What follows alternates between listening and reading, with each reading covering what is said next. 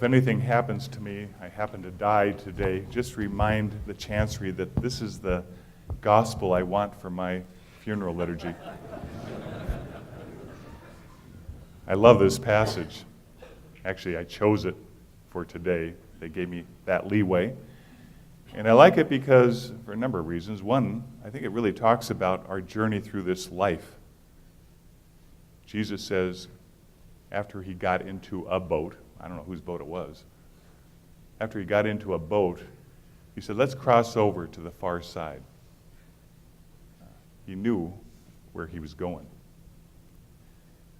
How nice. The Lord of all creation is on the boat with his disciples and says, we're crossing over. I like it because I think it's just, it's true for this world, but it's also true for our journey through life to heaven. We're getting there. We're going. So don't forget, this gospel, my funeral. Any sailors here? 3? Any horseback riders?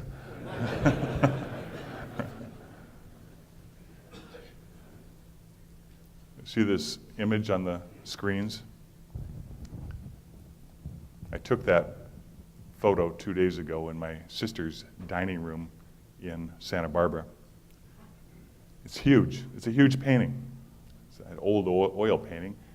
And it's very strange because there's no real subject other than waves. You don't see a boat or a person with a life raft on, life vest.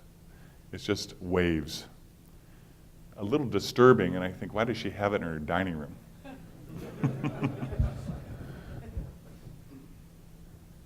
I like it.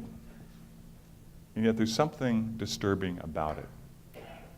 And I tell you what, it would be even more disturbing if you didn't see that little bit of horizon in the background. If you were just sunk in those waves, that would be really disturbing.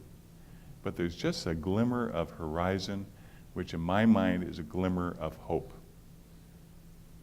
There are waves, tumultuous waves, and yet there's a sense there's still a journey to make to the horizon. It still exists. Now again, I love to sail. I've sailed since I was 14 years old. I bought my first boat then. It was 8 feet, a little bigger than this altar. Sailed in the Pacific, and I've always had a boat until I moved to Idaho.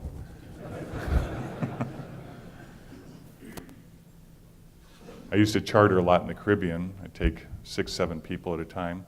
I always had to have at least one other sailor because I was a captain. I needed somebody that knew what things were called.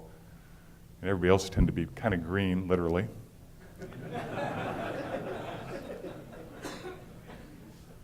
I'll never forget this one trip.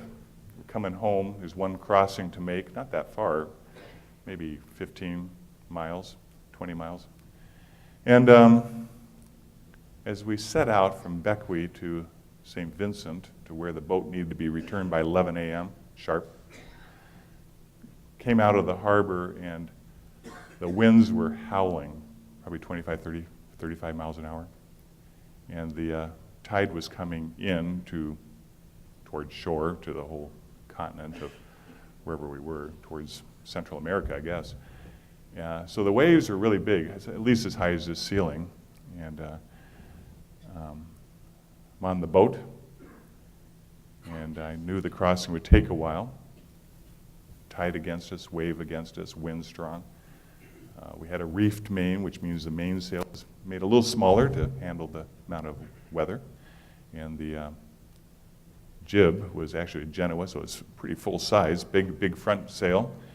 And as we were heading out, the boat was pounding and actually crashing into the waves, and even the sail would fill up with water, which you don't see that very often, and kind of spewing us all with wetness.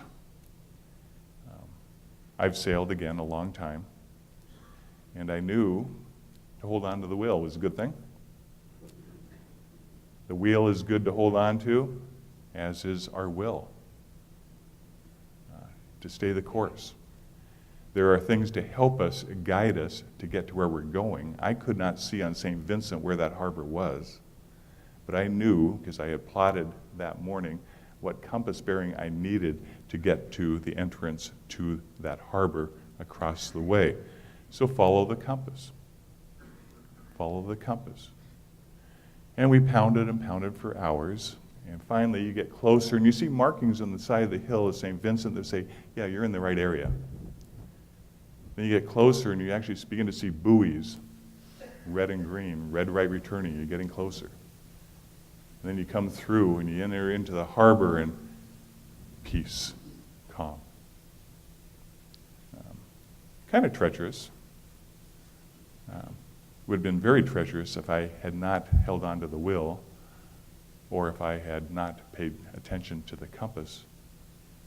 But we're given what we need to make the journey. And I liken that to our faith, and also to our faith in the Catholic Church. The Lord's given us what we need.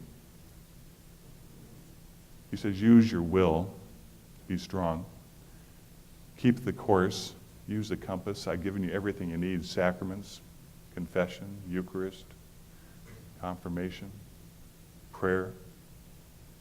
Use the compass. Keep your eye out for the horizon. Know where you're going, if you can see it. Just keep your eyes focused. And know, and I always heard this and I now believe it, the boat is much stronger than the people. The boat will handle what it's given. It's the people that kind of freak out. The church will get us, the bark of Peter will get us to where the Lord has said we're going. And that is very, very good news. We're going to heaven. Sometimes I may think I'm not the best sailor. Sometimes I may think I'm not the best person. I always tell people I was a really good child growing up until I wasn't. Even bishops have history. Do you have any history? Yeah. You know what? In some ways, the Lord doesn't care so much about that. The disciples had tons of it. Tons of history. They were weak. They were foolish. They didn't know what to do at times. But the Lord loved him. He was on the boat with them. We're crossing to the other side. He kept challenging, hey, where's your faith? Easy for you to say, you can calm these seas and storm. I don't have that power, Lord. Where's your faith? Have faith in me. I'm with you. I will see you through. And the more we can kind of fall in love with the Lord's gift of presence with us, the more our lives take on his life. Things become simpler, more peaceful, more pure, more joy-filled, more hopeful, more courageous, more strong. He's with us. I want to end with a verse from Daniel chapter 10, verse 19. One sentence, and I love it. Fear not, beloved, you are safe. Take courage and be strong. Fear not. Don't live in fear. Be not afraid. You are my beloved. I love you. I love you. Take courage. It's my gift. Take it. Don't try to do it on your own. Take mine. Be strong. Use it. So simple. The Lord knows us. He understands us. He strengthens us. He heals us for the journey. He gives us purpose and meaning. He says, keep your focus on me. Know that I'm with you, and you will, again, share eternal life with me. Nothing's wasted. Everything has purpose. No wave is too high. No valley too low. I will be right there with you. Let's take a moment of just quiet and trust in the Lord.